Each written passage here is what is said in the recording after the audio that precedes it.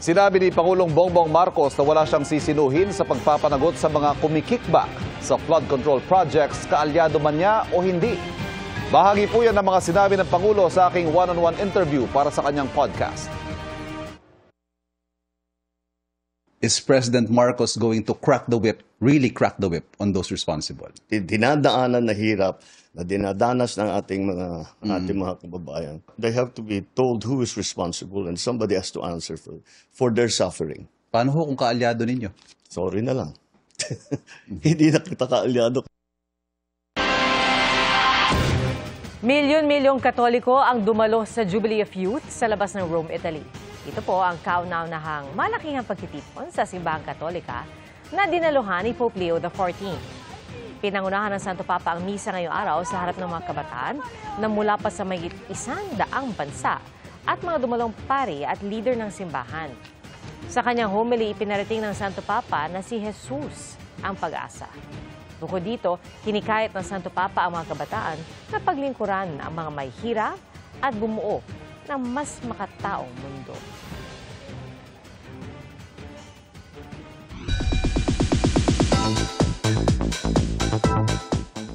Bukod sa glitz and glamour, napuno rin ng revelations and unexpected collabs ang GMA Gala 2025. Mula sa relationship status updates hanggang sa royalties sa interaction.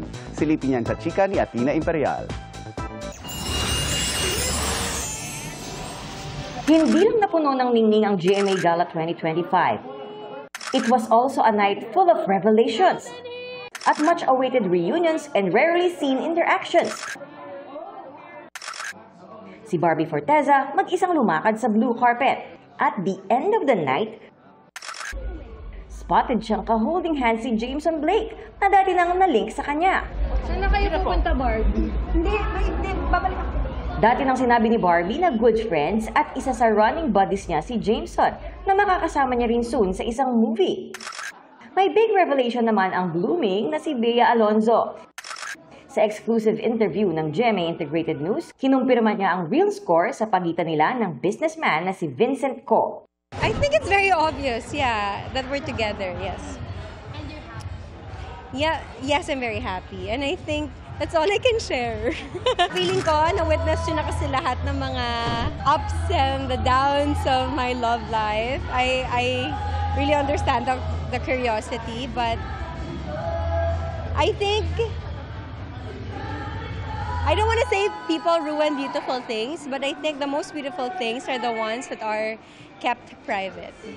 And I'd like to keep it that way. Ang isa pang confirmed na nasa dating stage, ang co-star ni Bea sa Widow's War na si Carla Abellana. I've said it naman na before na parang it's about time I open myself to dating, meeting new people. So I decided to try it. Yes, there's a second date. So we'll see if there's gonna be more dates. Diba? So for now, yes. First GMA Gala together naman ni na Anthony Constantino at Shuvi Etrata. Nabighani raw si Anthony when she saw Shuvi in her white gown last night. Without a doubt, Shuvi is already beautiful as is. But when I saw her in her dress, I was really just starstruck, just like the rest of the world, honestly. Hopefully not, yes. Hopefully not our last. Praying for that.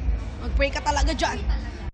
Bukod sa revelations, hindi rin binigo ng stars ang kanilang fans sa mga crossover interactions. Present din siyempre ang PBB Celebrity Collab Edition co-housemates ni Shuvi. Si River Joseph spotted na may chill convo with ex-house guest and pambansang ginoo David Licauco. Mas lumabas din ang kakulitan ni Will Ashley habang kasama ang co-housemates. May makulit ding collab si Will at Cup of Joe vocalist Gian Bernardino. Time out muna ang Dusby dahil SB? Photog mode muna si Dustin na Bianca and Esnir na slay sa kanilang pag-post. Mga Diyosa in one frame naman sina Showtime hosts Vice Ganda and Ann Curtis with Kapuso star Heart Evangelista. May Gorge and Fab interaction din sina Kapuso primetime queen Marian Rivera and global fashion icon Heart Evangelista. Athena Imperial updated sa Showbiz Happenings.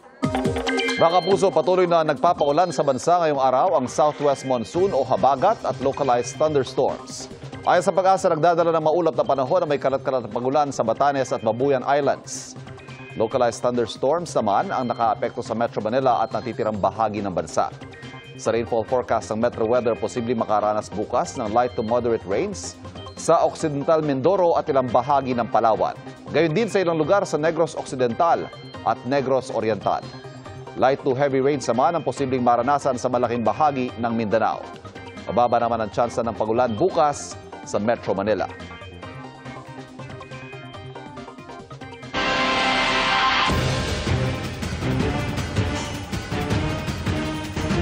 Magkaiba po ang pananaw ng dalawang grupo ng mga abogado kaugnay sa desisyon ng Korte Suprema sa impeachment laban kay Vice President Sara Duterte.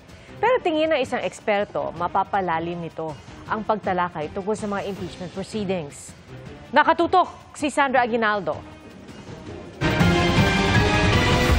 Sa gitna ng patuloy na debate kaugnay sa impeachment ni Vice President Sara Duterte, naglabas ng pahayag ang Integrated Bar of the Philippines na nananawagang sundin ang desisyon ng Korte Suprema na nagdeklarang unconstitutional ang Articles of Impeachment laban sa bise. Nagbabala ang IBP laban sa panawagang pagsuway sa desisyon ng Supreme Court dahil sisirain daw nito ang pundasyon ng legal order o yung batas at alituntunin na pinapatupad sa isang lipunan. Bantaan nila ito sa balanse ng kapangyarihan at integridad ng democratic institutions, gayong meron pa namang mga legal remedy sa loob ng saligang batas. Si Representative Joel Chua, member ng House Prosecution Panel, hindi sang-ayon sa pahayag ng IBP. Nauunawaan aniya ang pinagmumula ng IBP. Pero ang Kamara aniya ang may eksklusibong kapangyarihan na isulong ang Articles of Impeachment alinsunod sa konstitusyon. Ang desisyon aniya ng Supreme Court ay nagsusuplant o nagpapalit, nag-expand o nagpapalawak, at nagdadagdag sa anumang nakasaad sa konstitusyon. Bago nito, mahigit 80 faculty member ng UP College of Law ang nagsabi sa isang pahayag na nababahala sila sa desisyon ng Supreme Court na nagpahinaan nila sa impeachment proceedings. May kapangyarihan daw ang Kongreso sa ilalim ng konstitusyon at nararapat itong bigyang laya sa kanilang mga procedure at pagsasagawa ng impeachment. Ayon kay dating IBP President Attorney Domingo Cayosa, may pagkakaiba man ang pananaw ng dalawang grupo ng mga abogado, makabubuti ito para mapalalim ang pagtalakay sa issue. Lalo't di pa naman pinal ang desisyon ng Supreme Court at pwede pang mag-file ng motion for reconsideration. It's not only interesting, but it is very important when you look at it as what is at issue here is accountability of high public officials. Nagkakamali naman ang Supreme Court. In a number of instances, the Supreme Court has corrected itself and reversed its own ruling. Isa raw sa maring tingnan ay ang panukalang gawing prospective ang desisyon o ipatupad na lang sa hinaharap at hindi ngayon. Paurong ito kasi kung titignan mo, nagdagdag ng mga requirements wala naman sa Constitution, and worse, it makes holding them accountable more difficult. Yung itong issue na ito, it will affect future generations kung it will remain as it is. Para sa GMA Integrated News, Sandra Aguinaldo, nakatutok, 24 oras. Ang cast ng longest-running gag show sa Pilipinas na Bubble Gang may sariling version ng mga sangre pero pasaway ang mga angre. Watch this.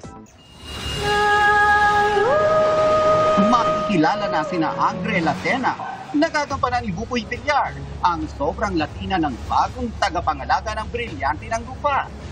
Si Angre Adamot, nakakaibang ninig bilang tagapangalaga ng brilyante ng tubig. Bibigyang buhay ni Kokoy de Santos. Angre Pakelamara naman si Cherie Solomon na tila di gumagana yung brilyante ng apoy. Si Angre Hindea ang bagong tagapangalaga ng brilyante ng hangin. Gagampanan ni Ana Limbaro. Ang spoof ng Kapuso spin-off na Encantadia Chronicles Sangre mapapanood sa Bubble Gang pagkatapos ng 24 oras weekend.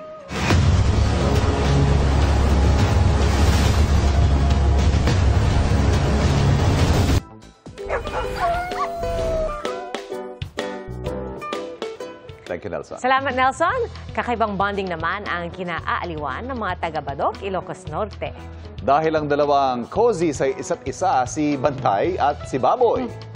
Habang chill na nakahiga ang baboy, parang ginawa naman siyang una ng aso at humiga pa ito sa kanyang kaibigan. Kwento ng kanilang owner, normal na raw ang ganitong bonding ng dalawa na minsan magkatabi pa raw matulog. Cute naman ang friendship nila.